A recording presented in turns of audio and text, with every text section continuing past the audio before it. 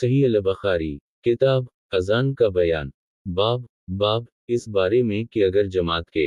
سب لوگ قرات میں برابر ہوں تو امامت بڑی عمر والا کرے۔ حدیث نمبر 685۔ ترجمہ سلیمان بن حرب، حماد بن زید، ایوب، ابو قلابہ، مالک بن حویرث روایت کرتے ہیں کہ ہم نبی صلی اللہ علیہ وسلم کے خدمت میں حاضر ہوئے اور ہم چند جوان تھے، تقریباً ہم 20 یوم تک مقیم رہے۔ نبی صلی اللہ علیہ وسلم بڑے رحم دل تھے،